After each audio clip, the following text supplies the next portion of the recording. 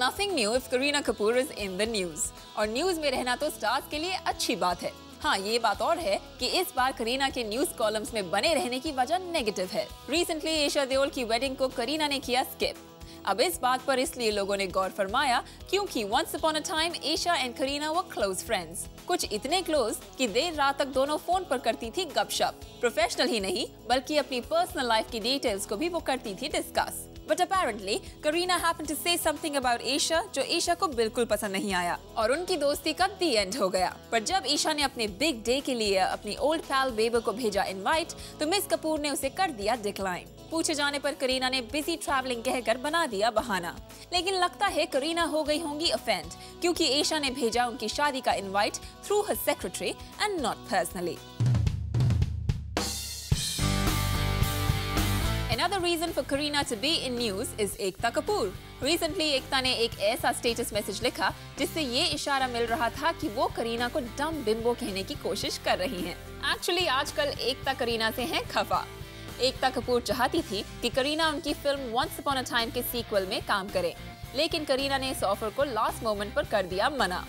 यही नहीं, एकता कपूर की एक और फिल्म की स्क्रिप्ट तक को पढ़ने से करीना ने कर दिया इनकार। करीना के इस एटीट्यूड से एकता हो गई खफा और ये इनकार दोनों कपूर्स के बीच बन गई दरार। करीना के लोगों को डिसअपॉइंट करने की अदा भी खूब है। ईशा की वेडिंग इनविटेशन और एकता कपूर की फिल्म के ऑफर को बेबो ने इजीली कर दिया ignore. But Kareena's attitude could not be ignored for sure. So what if Kareena has not been so sweet? News में छाए रहने के लिए she has made her place in page 3's Person of the Week.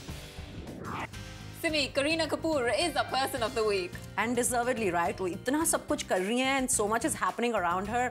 I think she's very interesting for the Person of the Week this week. But this time it's not really for the positive light. It's basically around some kind of a, not the animosity, but not great vibes. It's not like Ekta Kapoor is, you know, any less aggressive. तो बेचारी अगर करीना ने एक दो films के लिए ना बोला है, तो Ekta Kapoor has taken it one step forward and she has actually called her a dumb bimbet and referred to her upcoming movie heroine. So it says a lot and it's very interesting for you and me. But I don't think there's something seriously wrong अगर एक heroine कोई movie के लिए ना कह रही हैं. So that's her prerogative because अगर कल मूवी फ्लॉप हो जाती है तो फिर हम बोलते हैं मीडिया वाले once you can put the blame on the media कि आप अपनी स्क्रिप्ट्स अच्छी तरह चुना करो. आप फिल्म जब लेते हो ना तो सिलेक्शन अच्छी तरह किया करो, इसलिए आपके पास इतनी फ्लॉप्स आ रही हैं. एंड जब कोई हीरो या हीरोइन मूवीज को मना कर देते हैं तो फिर हम कहते हैं they being very choosy and they giving a hard time to the producer. So any which way it's a catch-22 for them. But they do have the prerogative to decide whether they want to do a movie or not to do a movie. But ये तो professional relationship हुआ. Maybe we can understand a bit. What about the personal one? She was friends with Isha Deol for the longest time, and now there are speculations again. Well, they were friends, then things went wrong, and आप कल मेरे को अपनी शादी में बुलाएंगी तो आप अपने सेक्रेटरी से phone करवाएंगी, or will you call me and say, Simi, please शादी पर आना? Tell me that. I'll personally stand there with the groom and say, and the horse if you want.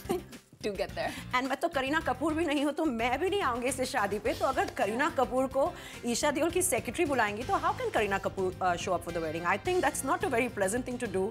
Again, see, it's not really Kareena Kapoor's fault. So we're rooting for Kareena here. No, we're just. Sorry. No, I think we're just being fair. Hi, this is Simi. Subscribe to Zoom TV's channel on YouTube to catch all episodes of Page 3, Tantalize, and Almost Famous.